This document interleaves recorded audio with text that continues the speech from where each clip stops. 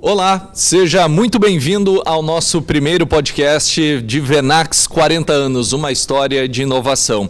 Através desse conteúdo nós celebramos os 40 anos de uma história que começou com uma ideia que se transformou em uma das marcas mais reconhecidas no setor de eletrodomésticos do Brasil, a Venax, e que a gente tem o orgulho de dizer que é aqui de Venâncio Aires. Eu sou o Daniel Heck. No episódio de hoje você vai ouvir o primeiro de uma série de 8 podcasts dessa empresa tão importante para a economia do nosso estado. O tema do nosso primeiro episódio é Tudo começa com uma ideia. E para isso, não podemos ter outra presença senão a de Walter Bergamaschi, que está aqui no nosso estúdio de podcast da Rádio Terra FM, do jornal Folha do Mate. E esse conteúdo você confere no nosso canal Terra Play no YouTube, no qual a gente já convida você a se inscrever e curtir todos os nossos materiais que são produzidos. E semanalmente, durante 2 meses, a gente vai estar contando esses 40 anos da trajetória da Venax Eletrodomésticos. Seu Walter Bergamaschi, prazer recebê-lo aqui. Bom dia.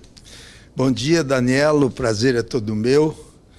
Na verdade, 40 anos que nós completamos é uma marca importante para nós. Fomos recebidos nesta terra em 1985.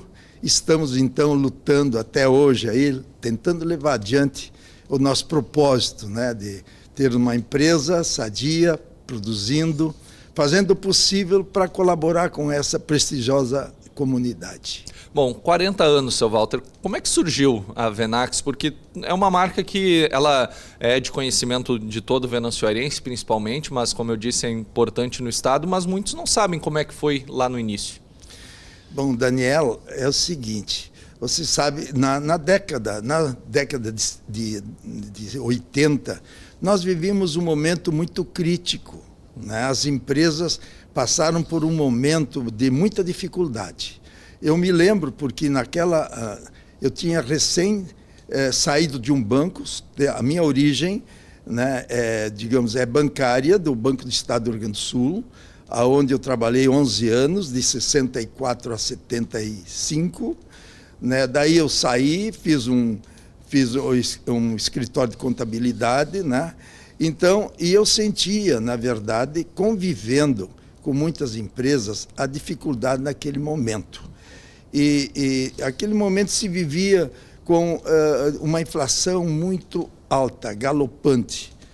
Tu imagina que nós tínhamos cerca de 200% ao ano de inflação. Então, se via que todo o segmento, principalmente o produtivo, carecia muito de recursos. E eu me lembro, então, que surgiu uma faixa bancária de recurso chamada 63. 63 era os recursos que se podia obter traduzidas em dólar. Era um montante em dólar. E o dólar, naquela época, era muito restrito, era um valor absurdamente alto. Acontece que o governo tinha, digamos assim, muita dificuldade, porque foi também a grande crise do petróleo. Precisava dólares para manter o mínimo a economia em produção e também o abastecimento de combustíveis. Foi daí que muitas empresas quebraram, fecharam, por N motivos. E a Venax foi uma das tantas. Então, como eu estava já um certo tempo com alguma habilidade no escritório de contabilidade, dando assessorias a algumas empresas, entre as quais a fábrica de fogões Zonta, que é o fogão a lenha, e naquele momento, inclusive, houve diversas falências de empresas, entre as quais a Venax e a Companhia Geral de Indústrias, que também era, digamos assim, uma empresa voltada a fogão, a gás e a lenha. Mas antes mesmo, há 5 anos, para te ver que história, a Varig Sul era a maior empresa, em certo momento, do Rio Grande do Sul, porque ela produzia fogões a gás, uma das primeiras do Brasil. Viste? Vieram um grupo alemão e produziam em Porto Alegre, onde hoje é o Cristo Redentor. e também parte delas ali na Câncio Gomes, onde eu sempre, quando estudava em Porto Alegre, tentava buscar emprego, empregabilidade, mas não logrei naquela ocasião.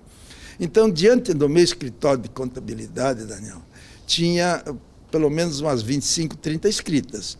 E tinha uma empresa de fogões, como eu citei, metalúrgica Zonta Limitada, e que produzia fogões a lenha com sobras da Varig, de Porto Alegre, entre as quais tinha fogões a gás e fogões a lenha. No primeiro momento, eles adotaram a montagem de fogões a lenha com as peças sobrantes da Varig. E, em seguida, com a falência das demais que eu citei, despertou, né, despertou a curiosidade, ou, digamos assim, o desejo de montar fogão a gás. Né? Foi naquele momento, então, que houve, a nível, né, de Estado, todas aquelas falências que eu citei há pouco. Então, nessas alturas, o dono da fábrica de fogões a lenha faleceu. Teve um problema muito sério de saúde, com 40 e poucos anos, né? E a viúva chegou lá no meu escritório e disse assim: ô, senhor Walter, vamos fechar a empresa porque eu não tenho mais quem comande. Né? Então, eu digo, mas como? A empresa não pode ter 20 e poucos funcionários. Nós não podemos estar fechando a empresa, tem que dar 30 dias aos funcionários, pagar os seus encargos, dar o aviso prévio, etc., os direitos trabalhistas. Foi então que eu disse, mas então, como é que eu vou fazer? Eu disse, não, eu vou mandar um funcionário acompanhar durante esse período todo, vai desligando as pessoas, vai atendendo os compromissos e nós vamos tentar baixar, então, conforme o seu desejo. Bom, mas nessas alturas ela também tinha um filho de 18 anos, né? Enfim, incompleto. Mas ele também não estava muito envolvido na empresa. Bom, nós sentamos, conversamos, fiz com que o rapaz, então, assumisse alguma parte, e, passado algumas 2 ou 3 semanas, o funcionário voltava lá para o escritório e dizia assim, seu Walter, não dá para fechar a empresa, porque enquanto nós fazemos 20, 30 fogões por dia, entram 50 de pedidos. Aquilo me chamou a atenção. Foi quando recebi um telefonema do Jader Ribeiro Rosa, vice-prefeito aqui de Venâncio Aires. Ele disse, olha, vocês são uma das poucas empresas que ainda atua no fogão. Né? Nós temos aqui um grupo de pessoas desempregadas que ficaram... Digo, mas nós não temos também recursos para isso. Né? Não, mas vamos conversar. Passado algum tempo, eu tentei juntar alguns amigos, né? Principalmente do Rotary. Digo, olha, vamos investir, vamos fazer.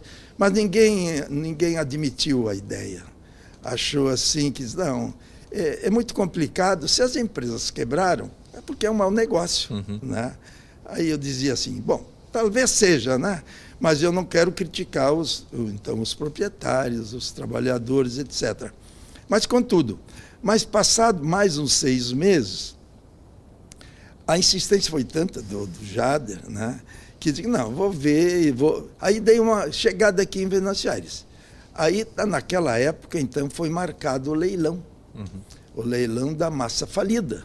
Né? Então, a massa falida, o acervo patrimonial, serviu, então, para que fosse leiloado, cujo produto pagaria a todos os funcionários. Né? Se não me engano, 500, 550, algo parecido, porque uns saíram antes, outros foram desligados, enfim. Mas foi nesse monte.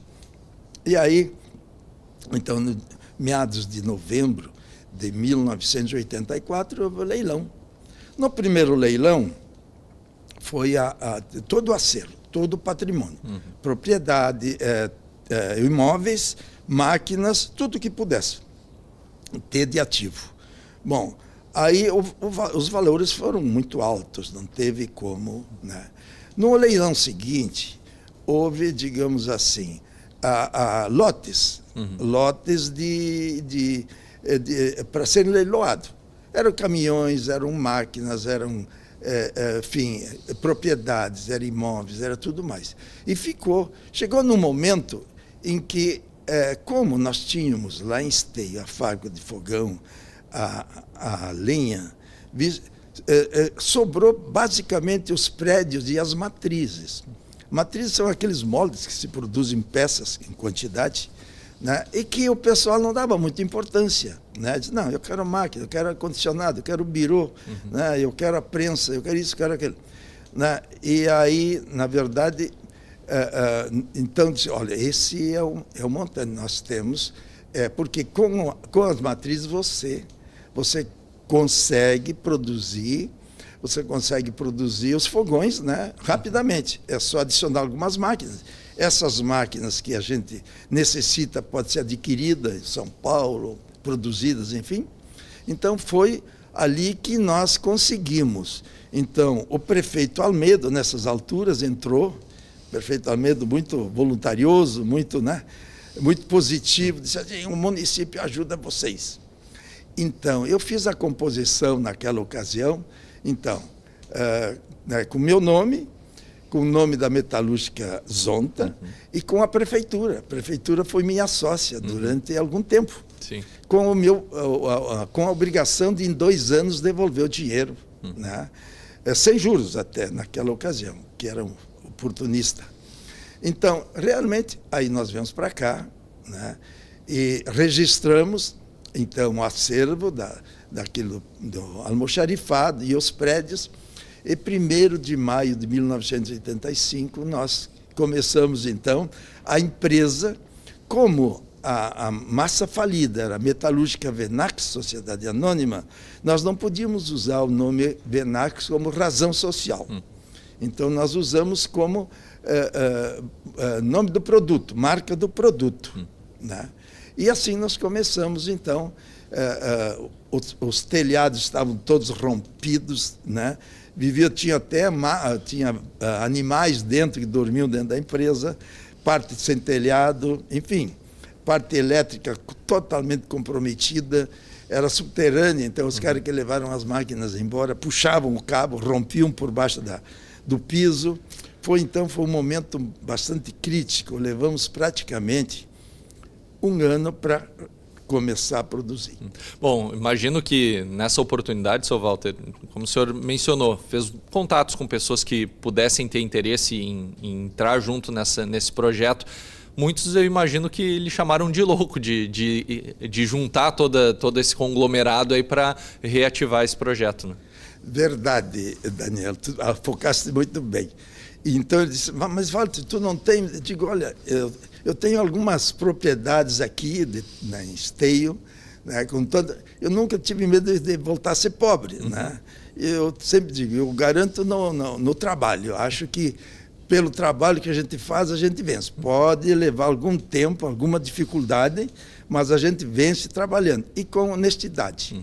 Então, graças a tudo isso que eu falei, depois de 17 anos em Esteio, eu realmente, como bancário que fui, como professor que era de contabilidade lá, com escritório de contabilidade, eu angariei uma certa simpatia, uma certa confiabilidade. E teve companheiros que não aceitou ser sócio, mas me emprestou dinheiro. Emprestou um bom dinheiro naquela época, que eu sou grato até hoje, que ele já não vive mais. E como foi, então, começar, seu Walter, saindo de um setor, se inserindo no ramo da indústria, começar a trabalhar de fato, a começar a produção? Como é que foram os primeiros passos aí de atividade da Venax? Veja, então, para voltar a produzir, você tem que juntar pessoal, equipamentos, a própria matéria-prima. E quando uma empresa vai à falência, ela cria uma imagem negativa perante o comércio. Né? Aí o pessoal diz assim, quais foram...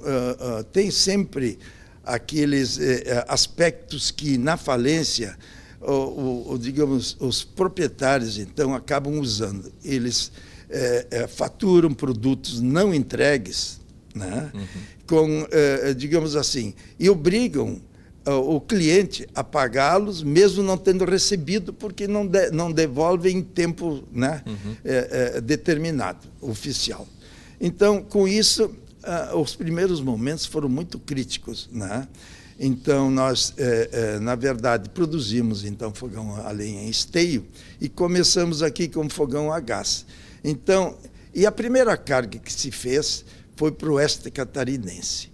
E no primeiro cliente dela disse, olha, eu paguei 20 e poucos fogões, eu pedi 12, agora só falta vocês me mandarem mais 13. Né? Então, eu fiquei desesperado e passei a xerocar todo o processo de leilão e mandar para eles, enfim, até ser superado.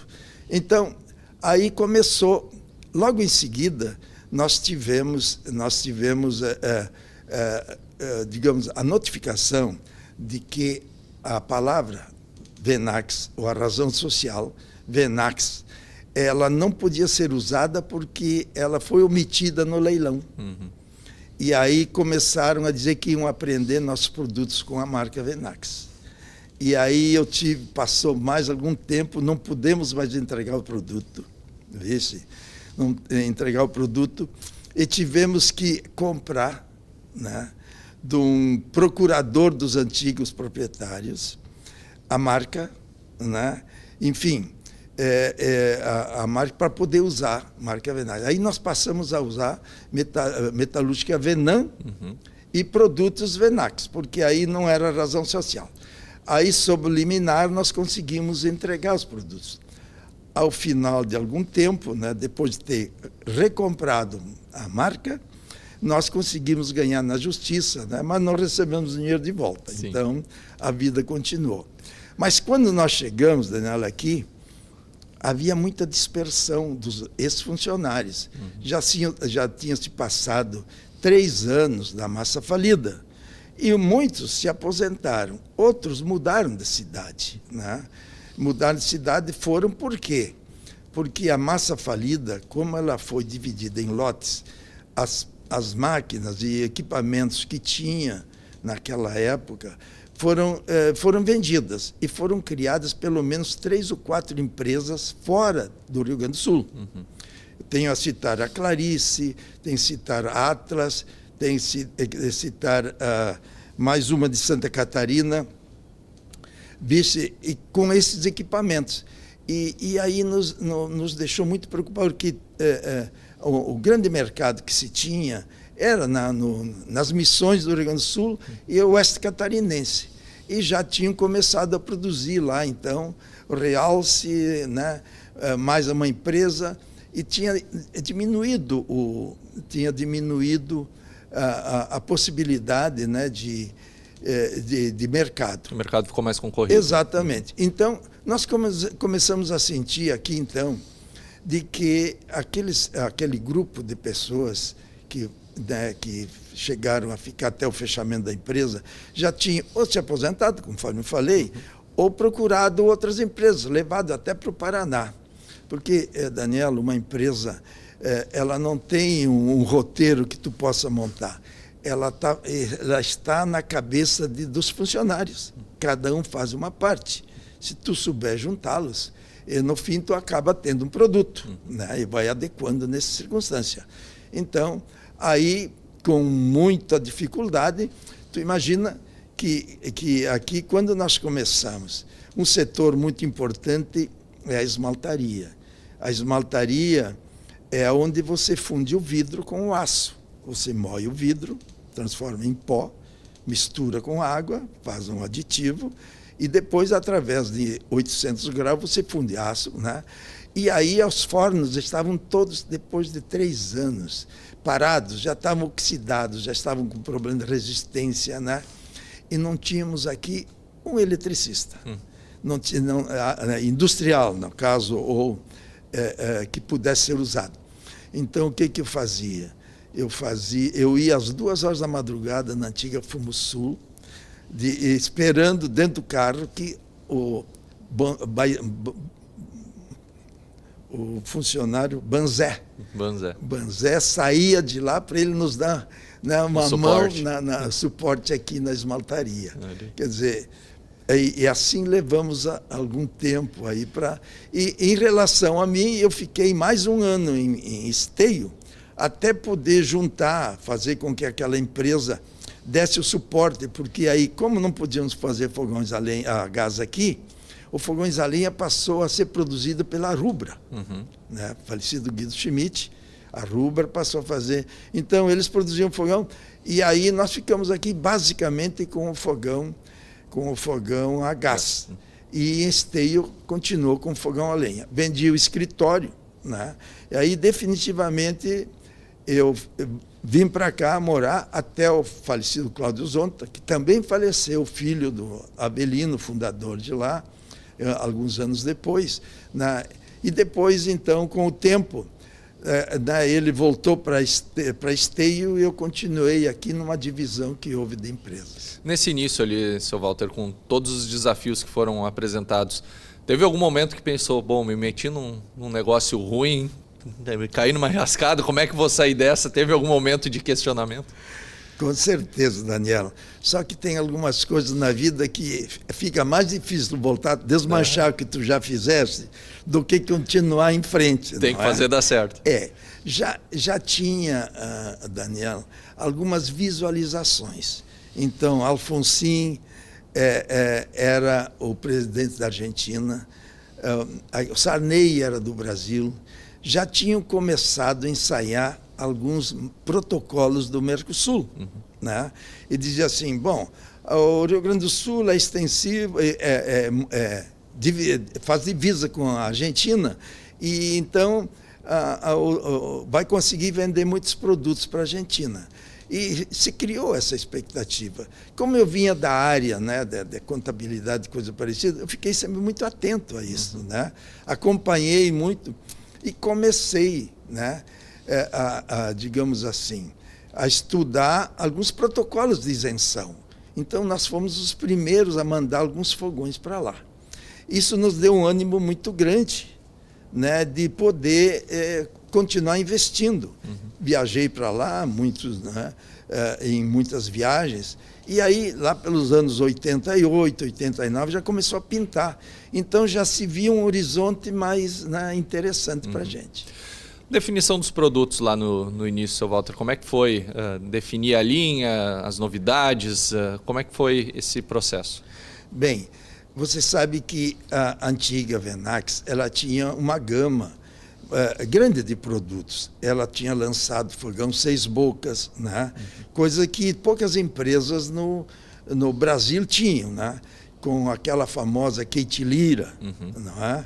Foi um momento assim que houve muita divulgação, né? Aquilo criou, digamos assim, bom, a empresa é uma empresa grande, a empresa, né, tem como... Mas, na verdade, Daniel, nós tivemos muita dificuldade porque aqueles produtos eram fornecidos por empresas multinacionais no Brasil. E como a falência praticamente comprometeu seus ganhos, eles ficaram, né, digamos assim, não, a empresa ainda não inspira confiança, a nova empresa não inspira confiança. Então, com isto, nós não vamos fornecer... Então, nós começamos exatamente pelo básico, o fogãozinho, né, de 4 bocas mais popular. Porque, queira ou não, isso é na base da pirâmide, onde você tem a maior contingente de consumidores, né? Então, começamos com aquela dificuldade, né, reativamos a esmaltaria, então, com muito sacrifício, íamos a São Paulo, na Rua Piratininga, é uma rua em São Paulo, que ela tem, eu acho que, 5 quilômetros. Tudo máquinas usadas. Naquela época, né, o pessoal... Porque o governo federal dizia assim, o que importa é produzir. Quer dizer, deixamos de importar porque não temos dólares. Então, vamos voltar a produzir. Ele estimulou a compra, né, de muitos equipamentos. Então, muitas empresas, né, que naquela época tinham um parque fabril bem velhinho, obsoleto, né, praticamente descartaram. E nós encontramos lá muitas máquinas lá. E como o falecido Silvino Wenchenfelder, né, foi uma pessoa que nos ajudou muito e esteve comigo durante 35 anos, até que pude trabalhar, ia comigo para lá, e nós íamos escolher aquelas máquinas lá. Então ele dizia, eu vou marcar essa máquina aqui, porque depois que nós mandar carregar, são capazes de trocar a máquina, e eu quero essa aqui. Então, são fatos que ocorriam, né? E ele realmente veio, então, algumas máquinas de lá para cá, e fomos, então, readequando o projeto Fabril. E como é que foi contar com pessoas também que fossem da sua confiança nesse processo, seu Walter? Porque, obviamente, parte técnica foi um aprendizado também para o senhor. Como é que foi se somar a pessoas que foram determinantes aí nesse início? Sim, Daniel. Teve muitas pessoas já que tinham trabalhado 30 anos, 35 anos, né? Serviço de polimento, de montagem, né? de regulagem de fogão, de prensas, né? Enfim, de matrizes. Então a gente reuniu, né? Aquelas pessoas o máximo que se pôde, né? Porque os jovens já não tinham, naquela época, digamos assim, o emprego era muito difícil, tinha muita dificuldade, né? E tinha pessoas que, às vezes, faltavam 5, 8, 10 anos para se aposentar. Então, vinham a gente e diziam, olha, eu sei fazer tal coisa, eu faço tal coisa. Então, basicamente, nós ficamos, Daniel, 2 ou 3 anos produzindo aqueles produtos básicos, né? sem criação de novidades, coisas parecidas, porque implicava na elaboração de matrizes. E uma matriz é muito complicado, feita manualmente. Hoje não. Hoje você tem a 3D, em questão de meses você faz qualquer matriz, enfim. Mas naquela época era lima, era furadeira, então a gente contratava uns matrizeiros a preço muito alto para poder fazer as matrizes. E para poder modificar um produto, você tem que fazer um sem número de matrizes, porque você tem que fazer um molde, né, estampar de outra forma, ou seja, o puxador, a frente, a lateral, a mesa, de forma diferente, para poder aparentar uma inovação no produto. E como é que foi, seu Walter, nesse primeiro período aí, quais foram as principais dificuldades que vocês encontraram para consolidar a empresa?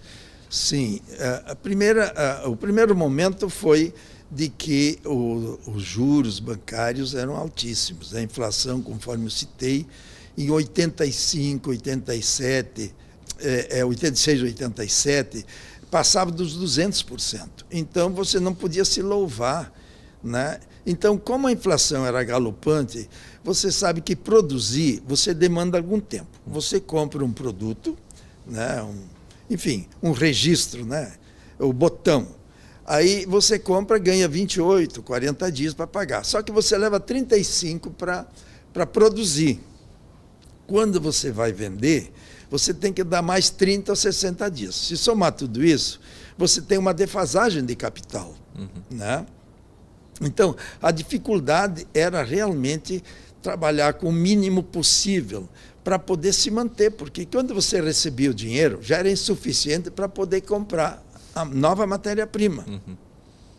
Aí o tempo foi passando. E as grandes empresas preferiam trabalhar na overnight, naquela época, que era muito mais vantajoso do que estar produzindo. Sim. Mas o tempo foi passando e a gente foi se readequando. E um fato também histórico que ocorreu foi em 1986, o Plano Cruzado. Esse realmente foi um capítulo interessante na vida da empresa, porque limitou, digamos assim, todas as matérias-primas, se passou praticamente 8, 10 meses sem poder elevar preços. Né? Porém, os insumos sumiram do mercado. Né? Não, esse preço eu não vou vender. Então, naquele momento foi desastroso, porque no primeiro momento você bateu o pau. Bom, agora eu vou produzir porque eu tenho tempo, não vai ter inflação e tudo mais. Só que os produtos sumiram naquela ocasião. E nesse período inicial, qual foi o produto assim que foi determinante para a empresa talvez conseguir dar uma virada de chave aí que o senhor destaca? Aí o mercado ficou carente do fogão a lenha. Né? Aí ficou carente do fogão a lenha. E aí então nós estimulamos a esteio. Né? Então nós esmaltávamos para esteio fogões a lenha em Santa Catarina. lá em Braço do Norte. Ia caminhão buscar esmaltados, que é aquela atividade que eu falei antes, a fusão do vidro com o aço. Né? Então, não tínhamos em Esteio esmaltaria. Né? Então, nós esmaltávamos lá. Tanto é que montamos uma empresa, então, em Braço do Norte, Metalúrgica Braço Nortense, já que os donos lá da empresa, né, que tinha uma concessão de energia através do Estado, que durava 20 anos, então de energia muito barato. E a esmaltação implica no consumo enorme de energia elétrica. E lá tinha um preço condizente. Como nós, então, adquirimos a Venax aqui, chamada na época Venan, e reativamos a esmaltaria, então nós deixamos e vendemos aquela empresa que nós tínhamos instalado em Santa Catarina. Vendemos por alguns milhares de fogões esmaltados. Aquilo nos deu ânimo de enfrentarmos e triplicarmos a produção de fogão a lenha. Mas aí tínhamos uma outra necessidade, já não tínhamos fundição. Então, a nosso pedido, nós fomos à prefeitura e a prefeitura nos doou, né, parcialmente, pagamos por 1 hectare de terras, aonde o Flávio Biner tem a Faires. A Faires hoje. Né? Construímos uma fundição ali, né? Montamos a fundição ali e passamos, então, a produzir o que alavancou, né, digamos assim, muito a Venan aqui no fogão a gás, enquanto não tinha aquela dificuldade de se readequar. Porque, Daniela, o produto é uma guerra, né? O concorrente não te perdoa em nada. Né? E aí tinha aquelas empresas que começaram em Santa Catarina, a Realce, tem a outra lá de Caibi, outra lá, Atlas, do Paraná, começaram a entrar e inundar o mercado com produtos. E nós, então, tivemos que, né, digamos assim, correr atrás e tentar superar o que acabou acontecendo. Nesses 40 anos, muitos governos, mudanças na economia, mudanças de moeda, enfim. Como foi se adequar a esses processos, seu Walter, e conseguir manter a empresa em atividade e em crescimento? Sim, passou em 1988, então depois que voltou, o plano cruzado já começou, como dizem, da água, né? Quer dizer, a ceder espaço e não ser um... Aí tiraram 3 zeros, né? Então voltou a ser plano cruzado. Eu deixei de cruzeiros para cruzados, né? E depois de 2 anos, mais cruzado novo. Então foi naquela época em que assumiu o Collor. Então o Collor assumiu e nos tirou toda a possibilidade, né, de fazer empréstimos bancários, e todo o dinheiro que tinha no banco foi aprisionado. Aí chegou no momento, 89, por aí, que eu não tinha dinheiro para pagar os funcionários. E nós pagávamos por semana. Né? Já tínhamos um contingente de 80, 100 funcionários por semana. Como eu não tinha dinheiro, não tinha como fazer, eu fui no supermercado Avelino, né? E ali na Júlio, e disse, Avelino, não, vamos fazer o seguinte. Então, aí tu dá um rancho para cada funcionário, enquanto, né, nós gestionávamos no Banco do Brasil, dizendo que tínhamos que pagar funcionários e não tínhamos recursos, estavam aprisionados.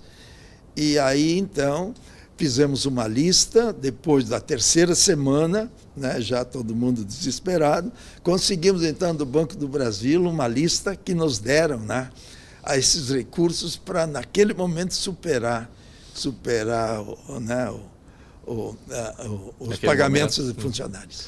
Bom, e a fotografia da cidade, ela também foi mudando nesses 40 anos e no entorno da Venax também. Como foi acompanhar esse crescimento ali do bairro, da região em que está instalada hoje a Venax e também enfrentar os desafios de estar nessa parte baixa da cidade, seu Walter? Sim, você sabe que quando chegamos aqui, a população estava em 36, 38 mil. Né? Então, a gente viu acompanhou o crescimento Duplicou a cidade. Duplicou a cidade em 38, 40 anos, né? Falo em 78 a 80 hoje, enfim, tem muita migração que vem, enfim.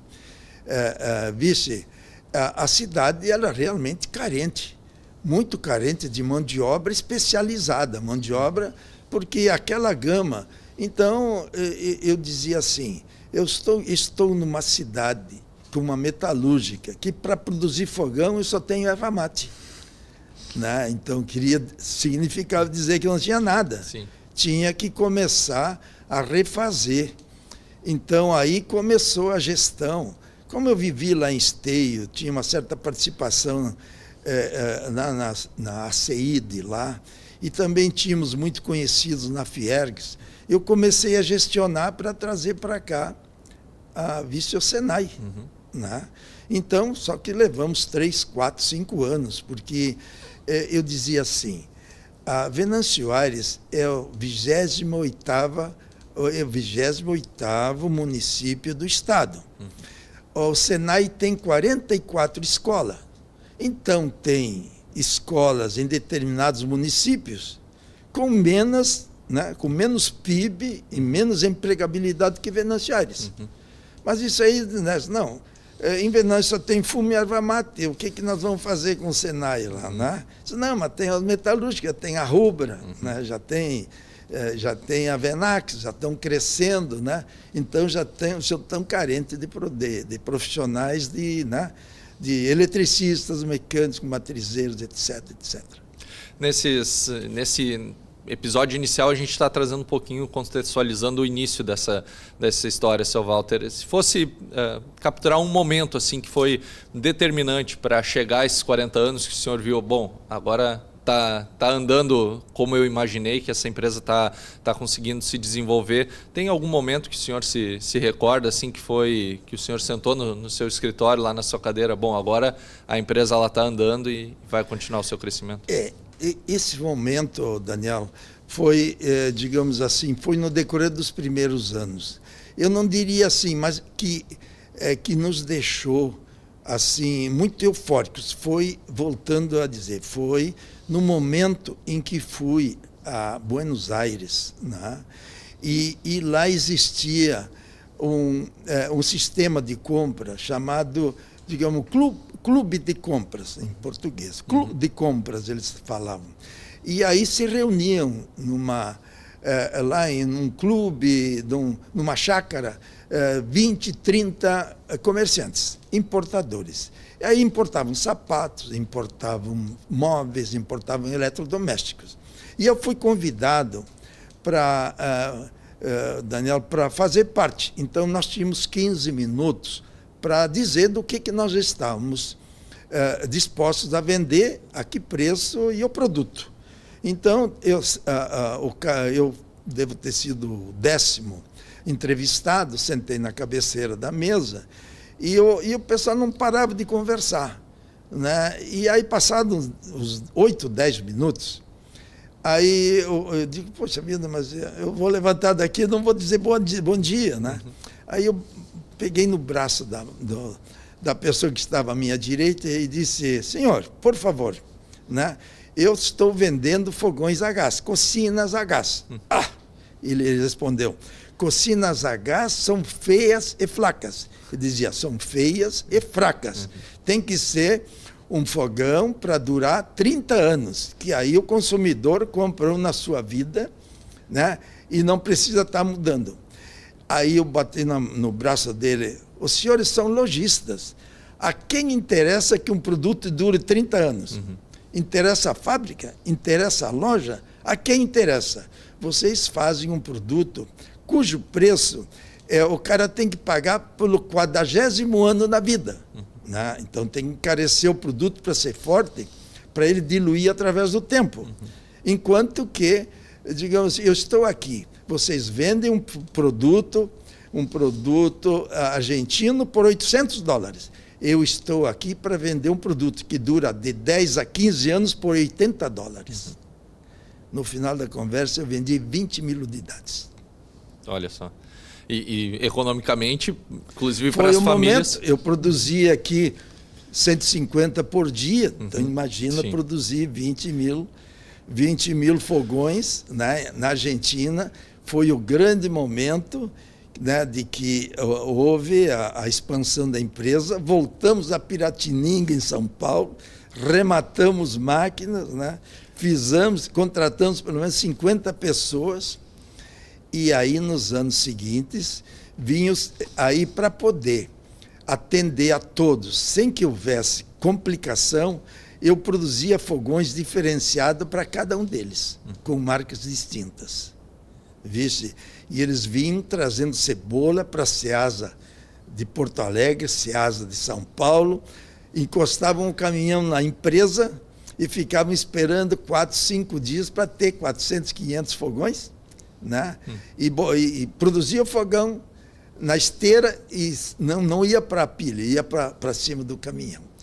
Bom, e esse legado que o senhor vê deixar a Venax, seu Walter? São 40 anos já dessa trajetória em que o senhor empreende, e a partir da história da Venax mudou muitas histórias de vidas, mudou a história da cidade, da economia também do município. O senhor tem a ideia da dimensão do legado que a Venax deixa, principalmente para Venâncio Aires, mas para a região de uma forma geral?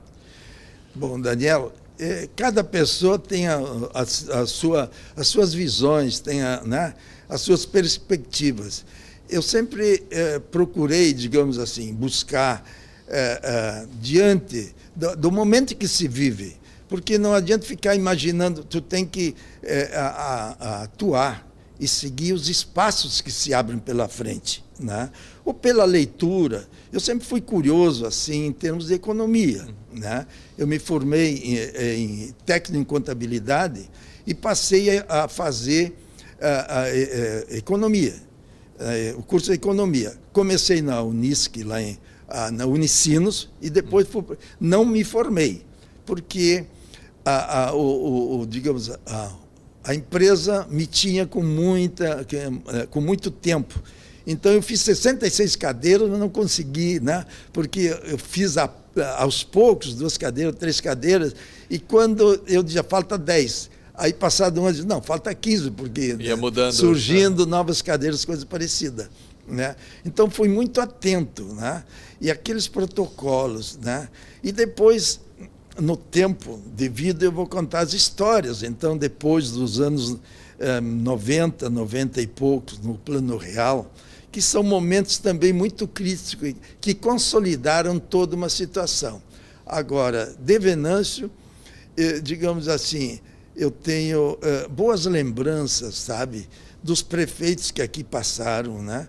Desde que nós gestionamos a fundição, a terra da fundição, a devolução do dinheiro para eles, né?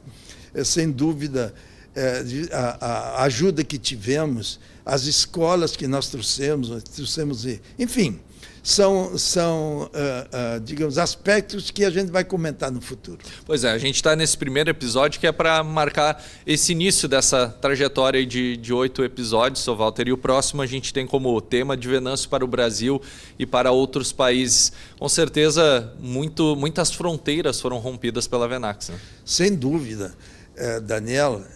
Digamos assim, nós digamos assim, nós exportávamos para 40 países. Aí vem, digamos assim, a ascensão e queda da Argentina, né? Então, com a ascensão e queda da Argentina, eu tinha que buscar outros horizontes. Então, como nós já tínhamos desenvolvido algumas características próprias de poder exportar produtos, na Argentina, nós mandávamos o produto já embalado no caminhão, mas quando começamos a exportar para outros países, o frete era muito alto, muito comprometido em você mandar um produto. O produto é leve, ocupa muito lugar. Então, nós passamos a produzir fogões em CKD. CKD, quando tu faz produtos e manda em partes, tu faz como um Lego. Desmancha todos os produtos assim, não pode sobrar uma peça, né? Então, ali, em cada caixa que tem, não vai um produto, vai 3 produtos. E com isso, você consegue 1/3 diminuir em 2/3 praticamente o frete e vai consolidar uma situação de competição. E ainda mais, você vai usar um produto possivelmente que tenha no país, ou seja, o papelão, ou seja, a lã de vidro, ou seja, qualquer produto, embalagem, algum elemento, e com isso você consegue diminuir o imposto de importação daquele país, digamos, de uma taxa de 12% para 8% para 5%. Então, nós viabilizamos. E acabamos, então, tendo 12 montadoras em países diferentes, América Central, a Ilha da Madeira, África, né, América do Sul, 12 montadoras. Né? Então, ali foi um auge de nós estarmos produzindo 800 fogões por dia, desta forma. Então, que nós mandávamos para todo mundo, praticamente. Muito bem, já uma pincelada aí do que a gente vai trazer no nosso próximo episódio. Seu Walter, muito obrigado pela tua presença hoje aqui. Já começamos, acho que, recordando boas histórias aí dessa trajetória de 40 anos da Venax, momentos com certeza marcantes, e no próximo episódio vamos estar trazendo mais momentos aí para a nossa comunidade estar atenta a essa história de 40 anos da Venax. Muito obrigado. Ok, Daniel, eu que agradeço, estou muito feliz aí pelo momento que estão oportunizando e dizendo que estamos felizes aí para contar essa história da vida. Muito bem, seu Walter Bergamaschi, então, neste primeiro episódio, Venax 40 anos, uma história de inovação. E tudo começa como uma ideia, mas só se torna realidade com coragem, trabalho e visão de futuro. Parabéns, Venax, 40 anos de trabalho, inovação e compromisso com um bom produto, com compromisso com a comunidade e com o legado que está sendo deixado através de toda essa trajetória muito bacana. Esse foi o nosso primeiro episódio. Como eu disse, na próxima semana a gente retorna com um episódio de Venâncio para o Brasil e para o mundo. E é assim que a gente vai contando semanalmente, durante 8 episódios, essa história dos 40 anos da Venax. É óbvio que todos os momentos a gente não vai conseguir esmiuçar aqui, mas com certeza vai dar conta de um grande legado que a Venax tem deixado para não só a história dessa empresa, mas para a nossa região de uma forma geral. Nós agradecemos a tua audiência, fique ligado que esse conteúdo ele vai ser reproduzido também na Rádio Terra FM, na edição impressa do jornal Folha do Mate, você confere ele na íntegra aqui no nosso canal Terra Play. Até o próximo episódio.